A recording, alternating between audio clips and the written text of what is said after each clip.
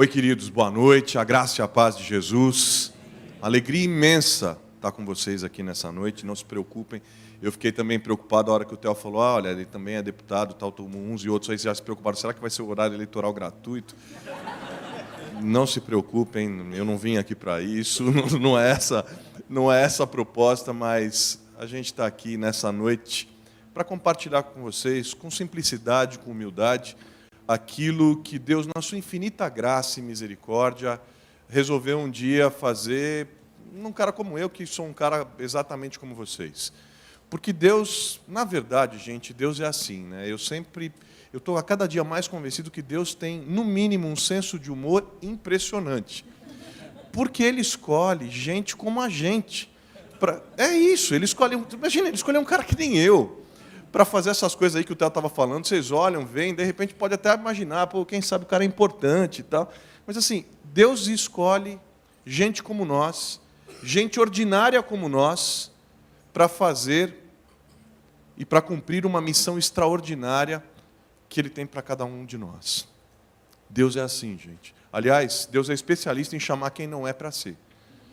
Deus é especialista em chamar os loucos desse mundo para confundir os sábios. Deus é especialista em chamar quem não, como eu disse, quem não é para ser, os fracos, para fazer deles fortes. Então é nessa perspectiva da subversão do reino, que é um reino que subverte valores, que eu vim conversar com vocês aqui nessa noite. É nessa perspectiva. Como bem disse o Theo, aliás, eu queria fazer um agradecimento especial ao convite, pela honra, pelo carinho, a hora que o pastor de vocês, o Theo, me mandou uma mensagem fazendo o convite, eu me senti profundamente honrado. Ele é um irmão porque eu tenho um profundo amor, respeito, admiração. Ele é um jovem, ele é um dos nossos líderes mais especiais dessa nova geração. Deus o tem levantado, Deus tem feito coisas especiais através dele. E eu, quando recebi o convite, eu falei, pô, será que é para mim mesmo, Theo? Você tem certeza? Mas, enfim, essas coisas de amigo, né? Amigo não vê defeito no outro e tal, sempre vê o outro como melhor. Mas eu estou muito feliz por estar com vocês aqui nessa noite na Monte Sião. Queria também deixar um abraço e um beijo especial para a Júnia e para o Baby que está chegando. Né? Agradecer a pastora Sara e agradecer a equipe de pastores, a equipe de ministério e a cada um de vocês por estar aqui nessa noite. É de fato e de verdade um grande privilégio. Eu queria contar para vocês um pouco da minha história, da história da minha vida. Foi o desafio que o Theo me fez. Eu não costumo fazer muito disso, apesar de falar em tudo quanto é canto nessa cidade, nesse estado, nesse país, fora dele, mas foi um desafio diferente, o desafio de contar um pouco da história da minha vida e aquilo que Deus tem feito. E eu queria, para a gente pensar junto, eu queria pensar a partir de um texto, deixar um texto de inspiração, que é um dos textos, eu tenho 3 ou 4 textos que são nortes da minha vida.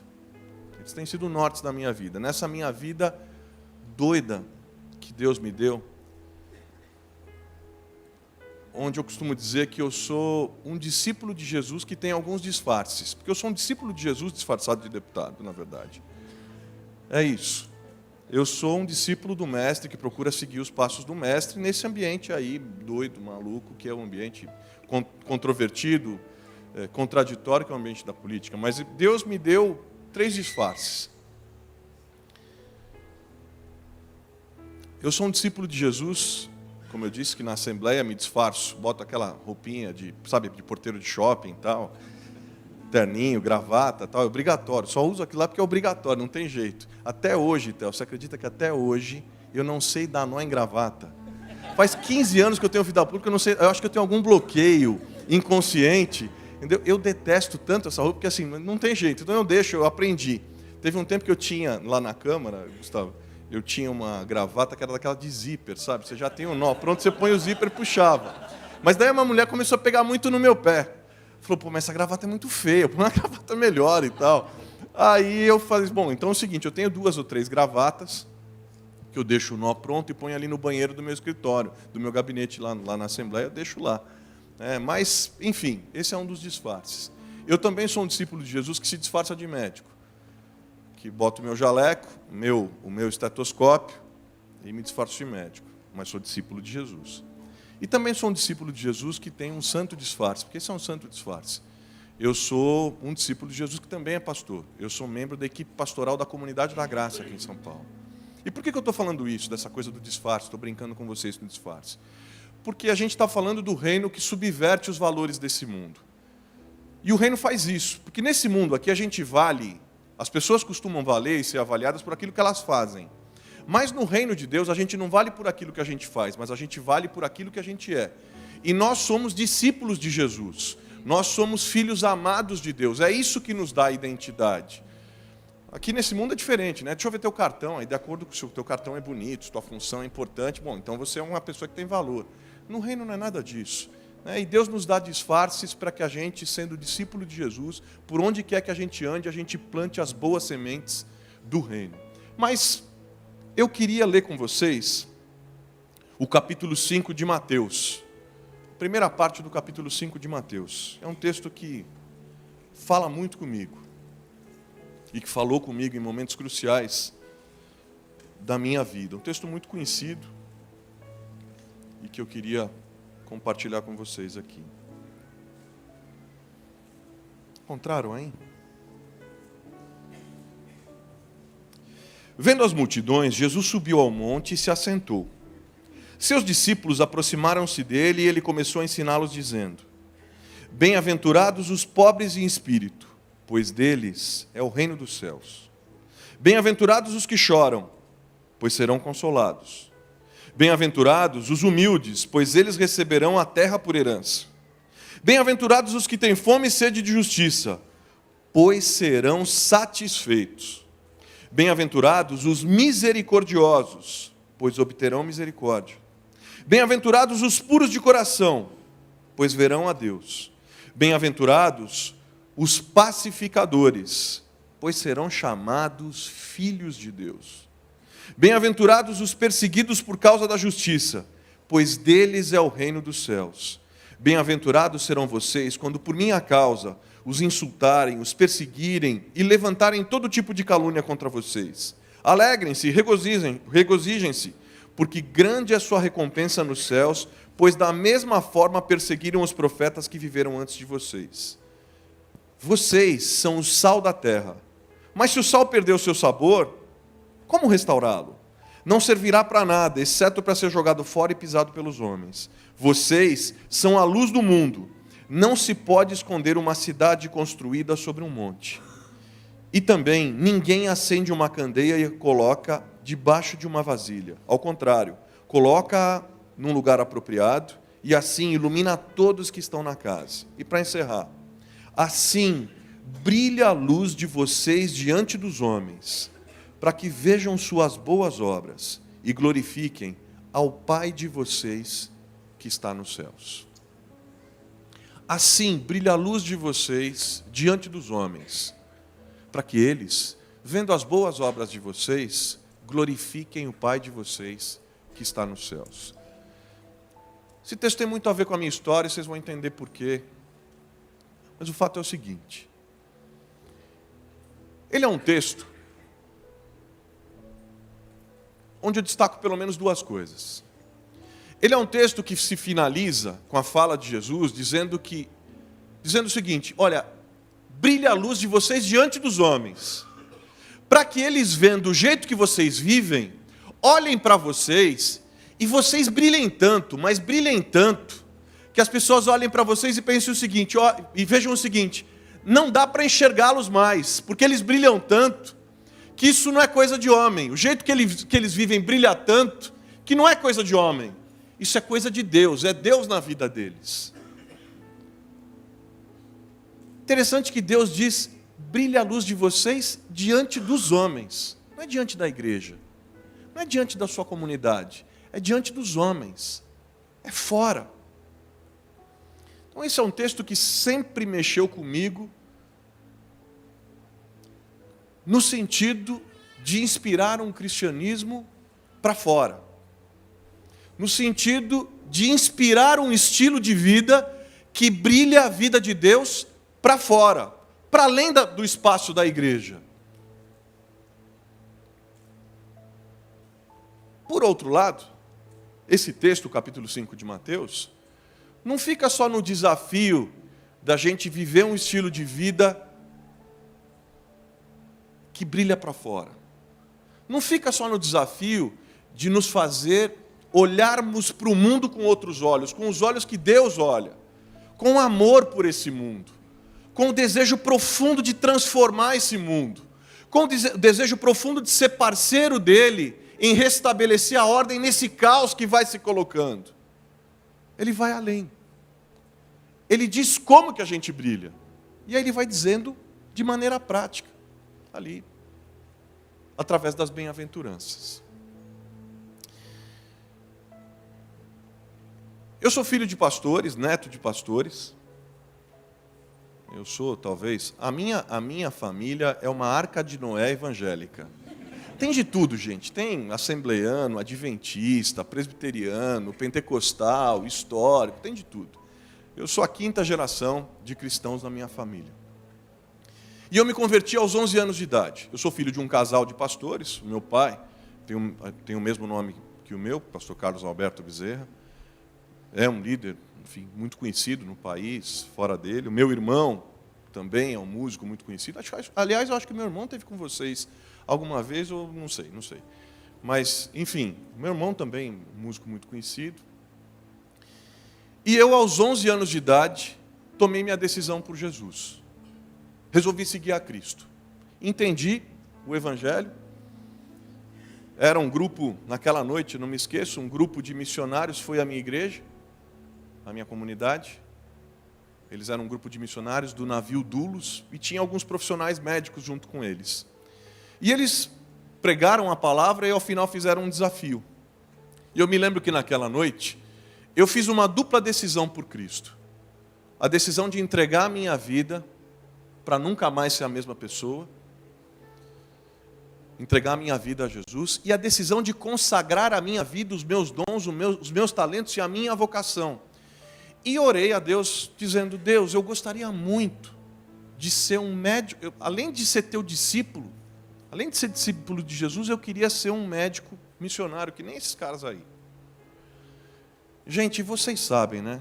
Oração é um negócio perigosíssimo. Porque Deus responde. É um perigo. Oração de criança, então, perigosíssimo. Cuidado. Deus responde. Os anos se passaram. Me converti ali naquela noite. Os anos foram se passando. Mas interessante é o seguinte. Eu, diferente possivelmente de outras pessoas que vieram aqui contar suas histórias, eu tenho uma história diferente por quê? Assim, quando eu me converti, o que aconteceu? E isso, de certa forma, me trazia uma certa frustração quando eu via os testemunhos na minha comunidade. Quando eu ouvia que pessoas vinham trazer seu testemunho, eu ficava meio frustrado, porque eu olhava as histórias deles, cara, eu via aquelas histórias assim, de transformações impressionantes. Sabe aquele cara que era ladrão, tomou 9 tiros da polícia, quase morreu, ficou cego de um olho, tal, não sei o quê, foi alcançado por Jesus, a vida mudou, né? Ou então de uma outra pessoa, de uma outra mulher, tal, que não sei o quê, que vivia com feitiçaria e tal, e ela tinha, assim, no tempo em que era feiticeira, tinha visões assim, tipo, que ela ficava cara a cara com o próprio diabo e tal. Eu confesso a vocês que eu fiquei meio chateado na época, porque ela falou que o diabo era a cara do Batman, assim. E eu olhei, aumentou minha frustração, porque eu, além de não ter uma história daquela assim, radical de transformação, aí eu ficava pensando: Deus, puxa, justo o Batman, Deus. Porque eu adoro o Batman, enfim. Mas o fato é que eu olhava aqueles testemunhos, né, via aqueles testemunhos, sabe? E tinha alguns que tinham até efeitos especiais, histórias hollywoodianas, roteiro do Spielberg, sabe? O cara vem, ele corre, ele sobe no alto da casa, a polícia está perseguindo, ele pula, ele enfrenta 3 policiais e sai vivo e tal, não sei o quê. Sabe aquelas coisas assim? E eu olhava tudo aquilo e eu não tinha essa história. Por quê? Eu tinha me convertido, gente. Eu nasci e fui criado na igreja. Aí eu me converti.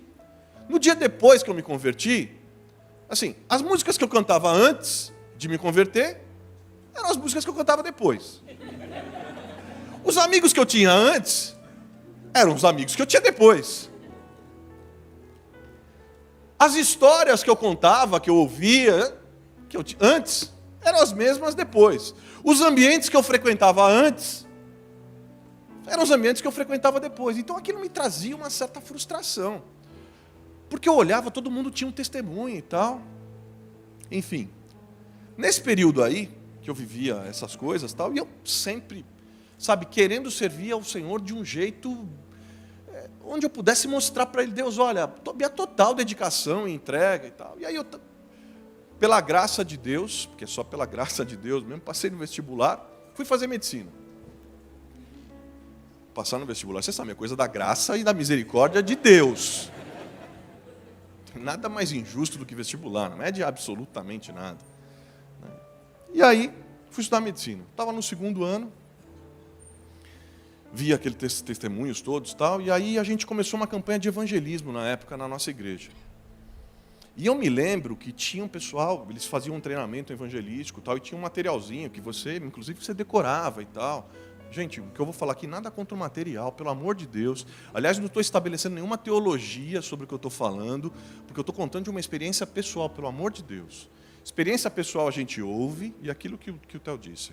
As experiências pessoais podem ser repetidas, podem servir como inspiração, mas elas não são regras, elas não são leis, enfim, elas não são padrões. E aí eu me preparei, eu decorei aquilo tudo, tal, e a gente começou, eu me engajei na campanha de evangelismo e tal. Aí eu estou lá. Eu estava preparado. Aí o meu supervisor falou para mim, bom, agora é a sua vez. E eu fui fazer a minha primeira experiência de evangelismo. Eu fui fazer a minha primeira experiência de evangelismo. Que eu não me esqueço. Perto da PUC, tinha uma garotada toda lá na frente, hora do intervalo, ele olhou para mim e falou assim, a hora que o pessoal saiu, entrou ali na padaria, ali, falou, bom, agora é a sua vez. E eu com aquele monte de coisas na cabeça, tal, decorei as 4 leis, tal, espirituais, não sei o quê, papapá, papapá. Pô, eu já acabei falando, não era para falar. Nada contra, ao contrário, o material é ótimo. Eu é que sou... Eu sempre fui muito introvertido, mais tímido e tal, meu perfil, mais reflexivo e tal. E eu naquela expectativa, orei a semana toda, jejuei e tal. E aí eu cheguei, falei, agora. Ele falou, bom, agora é a hora, sabe? É como o cara abriu a porteira, sabe quando sai o touro? Aí eu cheguei, a rapaziada estava ali na frente da padaria. Eu olhei para os 3 garotos que estavam ali. Falei assim, você sabia que Deus te ama e que Ele tem um plano eterno na sua vida, que eu vou dizer uma coisa para vocês, se você se arrepender no dia de hoje, você pode... Eles olharam para mim assim, calma, você está meio tenso, você está meio nervoso e tal. E aí eu perdi o rebolado, tentei abordar e tal, enfim. Foi uma experiência frustrante.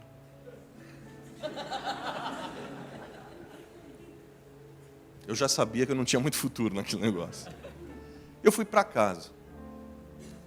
Naquele dia eu fui para casa e falei, Deus, o Senhor sabe com que intenção no coração eu estou fazendo isso. O Senhor sabe o desejo profundo que eu tenho de te servir. O Senhor sabe o desejo profundo que eu tenho de falar do teu evangelho. O Senhor sabe o desejo profundo que eu tenho de dar o meu testemunho.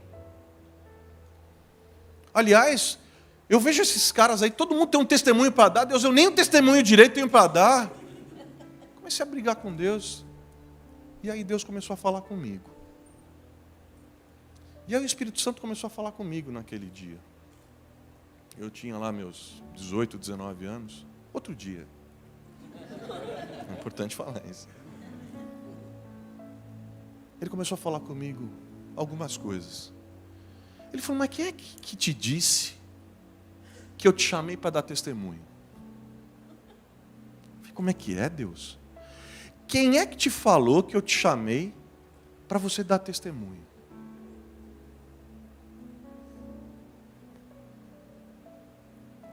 Eu te chamei para viver a minha vida. Será que não dá para você ser bem-aventurado?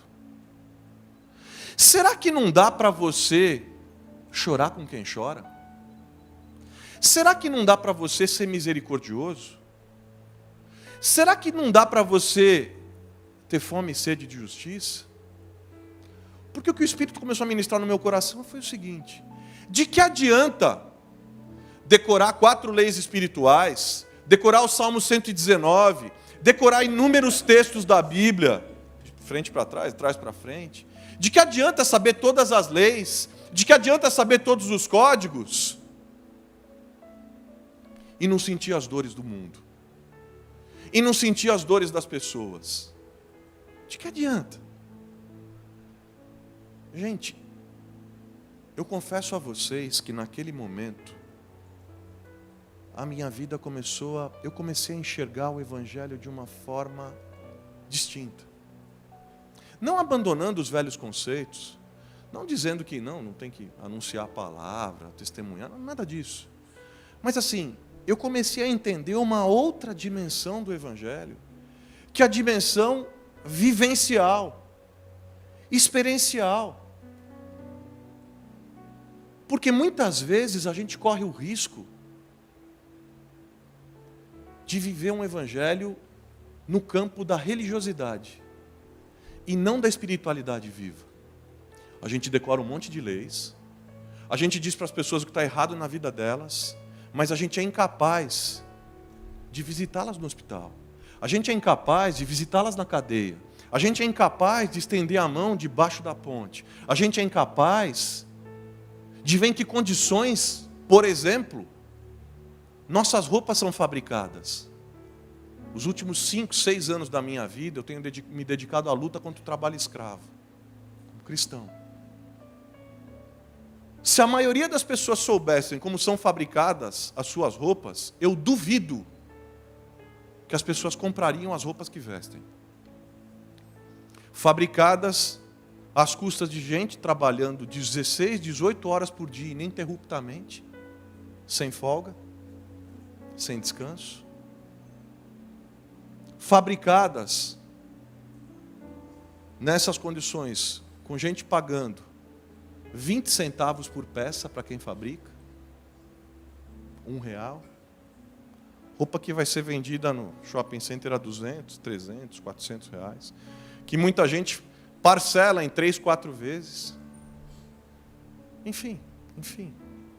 Mas o fato que eu estava pensando aqui com vocês é de que adianta a gente ter tanto conceito na cabeça e a gente ser indiferente às dores do mundo e das pessoas. E aí Deus começou a ministrar. Será que você sabe ser pacificador? Será que você sabe ser misericordioso? Será que você, será que você se permite se tocar por essas coisas? Será que a dor, a fome, a injustiça, a corrupção, a miséria, o analfabetismo, a drogadição, o trabalho escravo, será que você se permite ser tocado por essas coisas? Porque se você não é tocado por essas coisas, você ainda não foi tocado por mim. Porque essas coisas movem o coração de Deus.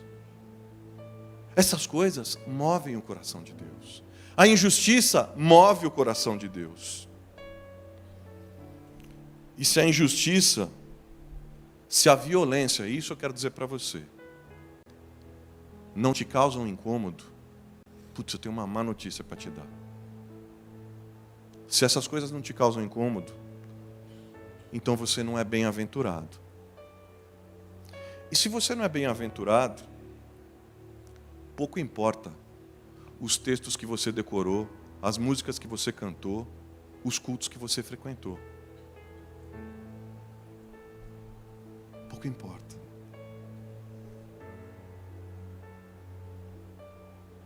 Essas coisas começaram a dar um outro sentido no Evangelho para mim. E eu me envolvi com um monte de coisas. Comecei naquela época, ainda estudante, a gente reuniu um grupo de jovens na nossa comunidade e a gente falou, escuta, nós temos que cuidar do entorno dessa comunidade. Onde é que estão os pobres desse bairro aqui?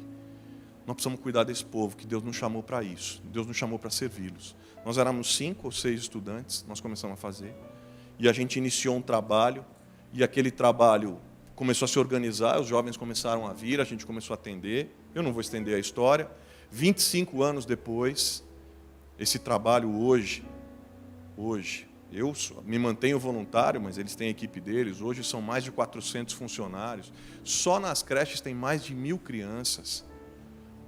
Tem uma clínica médica, uma escola, projetos de alfabetização, ligados todos à nossa comunidade, com centenas de jovens envolvidos, de gente servindo a Deus, servindo ao próximo. E Deus estava me movendo ali. Até que no ano de 2000, São Paulo viveu uma crise pesadíssima, acho que vocês... Tem muita gente jovem aqui. A tal da crise da máfia dos fiscais. Deus começou a mover meu coração. Muita gente começou a chegar até mim e falar, escuta, eu acho que você deveria ser candidato. Eu falei, candidato? Eu falei, vocês estão loucos, que candidato? Você deveria ser candidato. Vocês têm proposta, eu já tinha pelo menos uns 10 anos de serviço voluntário às comunidades pobres lá.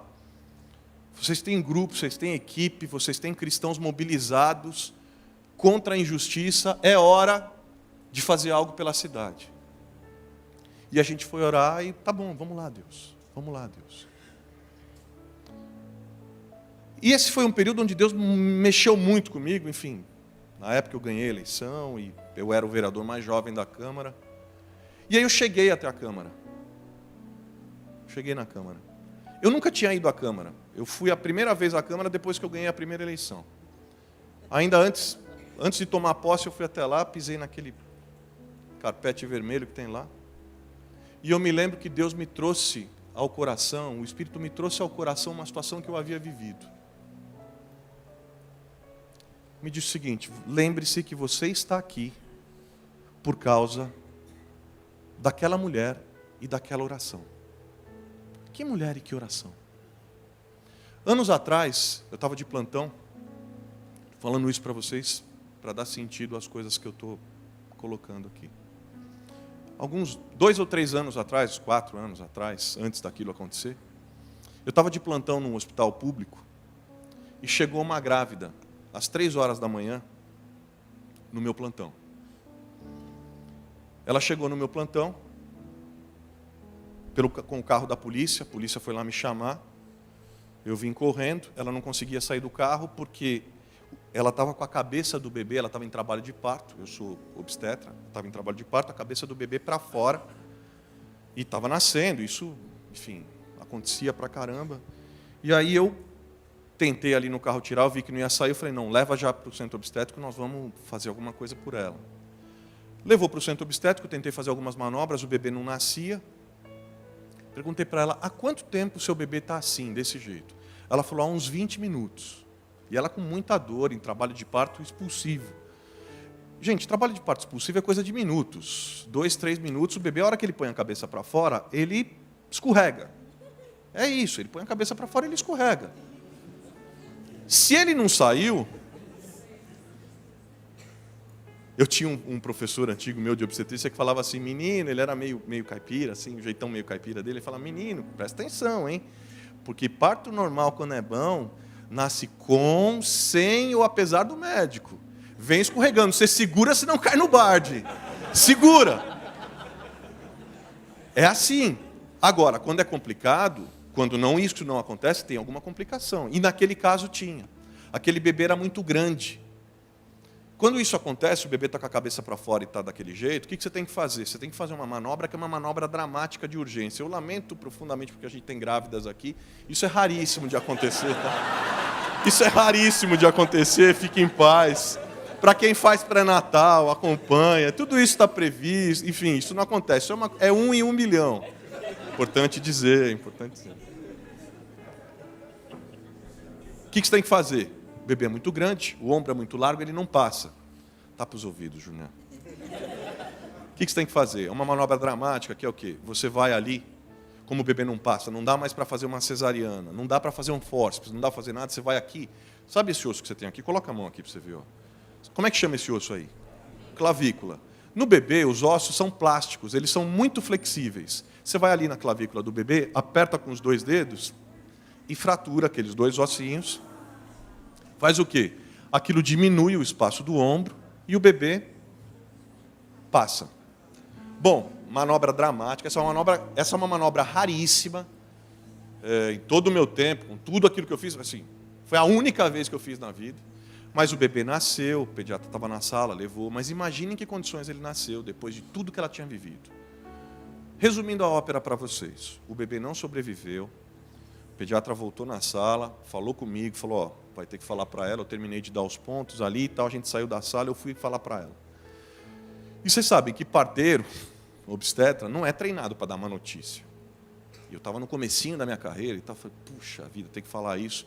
E eu falei para ela. E ela chorou para caramba, eu chorei também e tal.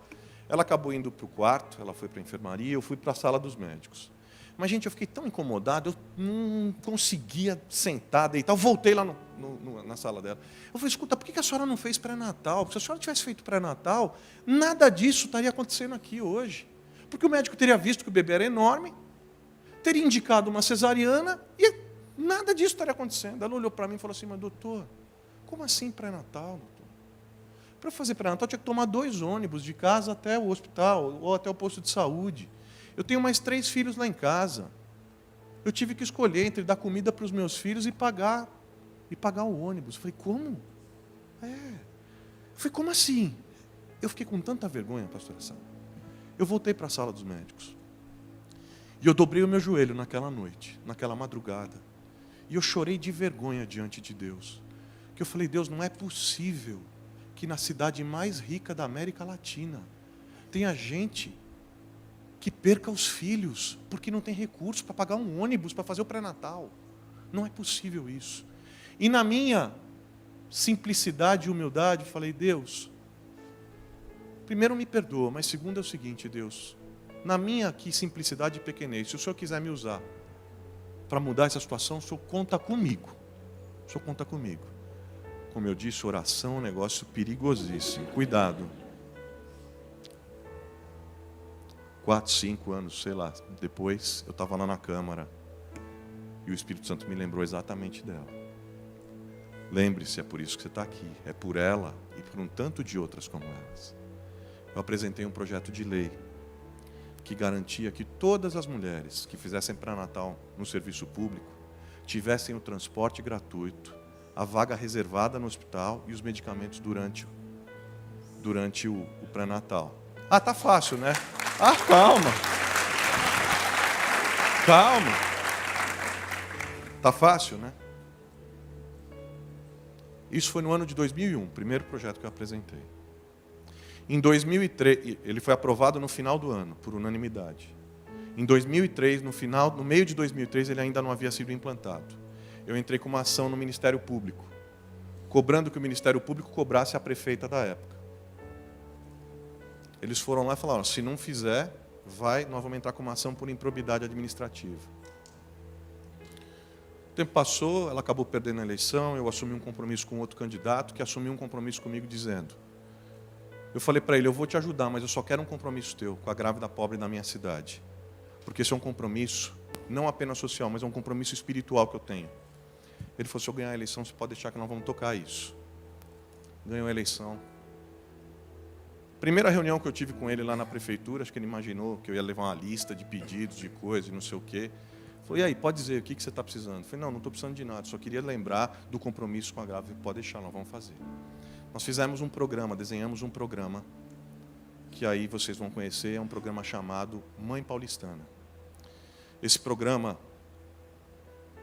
se transformou na principal ação em saúde pública da prefeitura. Correu durante anos, e aí sim, a notícia boa é a seguinte.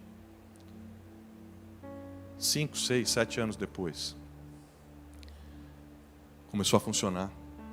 São Paulo teve uma queda recorde na mortalidade materna e na mortalidade infantil. Sabe por quê? Porque as mulheres começaram a fazer pré-natal. O número de consultas aumentou, o acesso delas aumentou. E a vida foi preservada. E eu quero dizer para vocês uma coisa. Quando Deus nos leva a espaços como esse, Ele nos leva a espaços como esse, os espaços da política, para que a vida seja o valor supremo de uma cidade.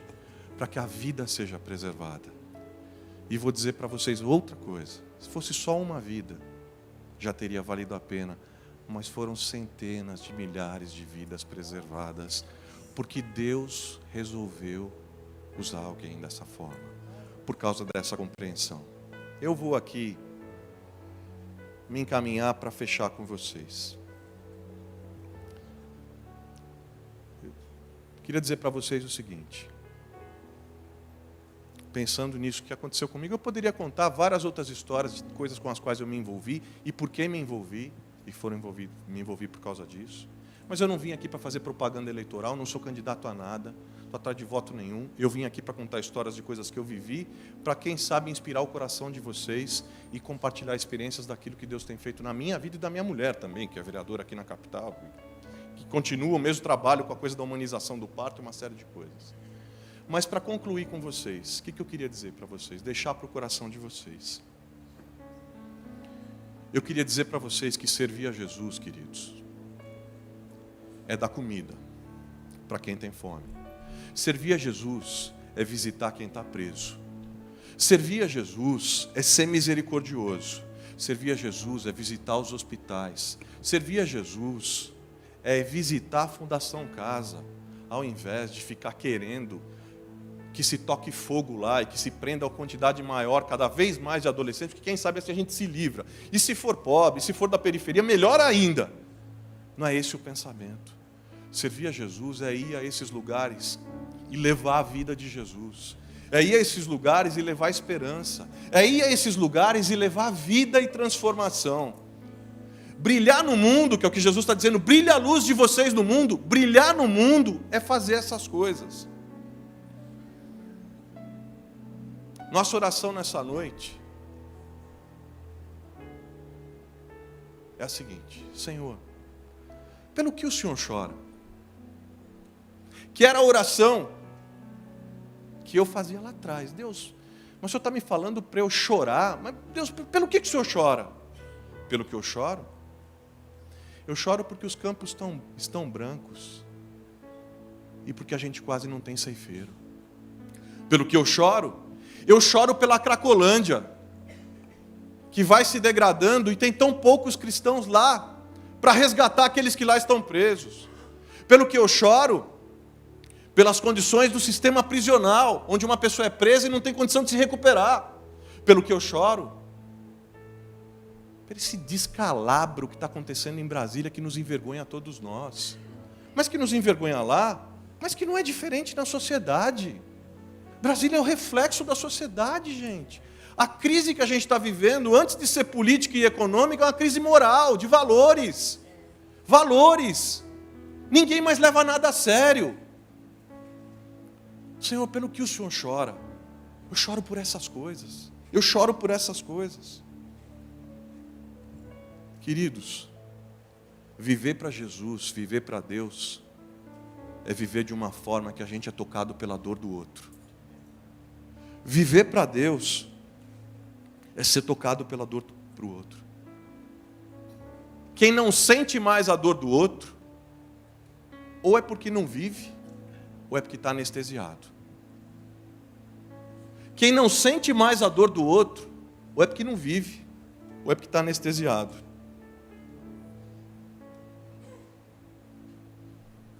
Quando a gente é bem-aventurado, quando a gente vive do jeito aqui que Jesus propôs, sabe o que acontece?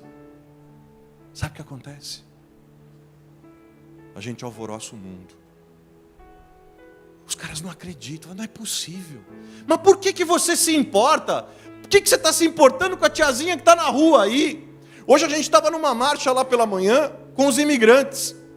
Milhares de imigrantes, bolivianos, africanos, haitianos, congoleses, enfim. Eu fico imaginando que as pessoas olham e falam assim: o que vocês estão fazendo aqui? Porque quem se importa com o imigrante? Quem se importa em que condição vive o imigrante? Quem se importa? Quem se importa com quem trabalha em condição de escravidão? Quem se importa com quem está preso? Quem se importa? Quem se permitiu se importar? Quem fez com que o seu coração batesse em sintonia com o coração de Deus? Que a nossa oração seja a mesma oração do pastor Bob Pierce, fundador da Visão Mundial. Lembra da oração dele? Que o meu coração se quebrante pelas coisas que quebrantam o coração de Deus. Que o meu coração se quebrante pelas coisas que quebrantam o coração de Deus. Quando a gente se permite a isso, a gente alvoroça o mundo. E aí, a nossa vida fala mais alto que qualquer pregação. E aí o nosso testemunho não precisa mais ser contado. As pessoas olham para nós. Então você está querendo dizer que as pessoas vão olhar para nós e bater palma para nós? Não. Estou querendo dizer o seguinte, que a gente vive de um jeito onde Jesus brilha tanto, que as pessoas olham para nós e não enxergam mais a gente. Elas enxergam a glória do Senhor nas nossas vidas. Brilha a luz de vocês diante dos homens, para que eles, vendo o jeito que vocês vivem, as boas obras de vocês, olhem para vocês e não enxerguem mais vocês, mas glorifiquem o Pai de vocês que está nos céus, seja na política, seja nos negócios, seja na faculdade, seja na música, seja produzindo arte, seja produzindo ciência, tecnologia, seja lá o que for. Brilha a luz de vocês diante dos homens, para que eles, vendo o jeito que vocês vivem, a maneira com a qual vocês se tratam, o jeito que vocês amam, para que eles, vendo com quem vocês se importam, olhem para vocês e glorifiquem o Pai de vocês que está no céu.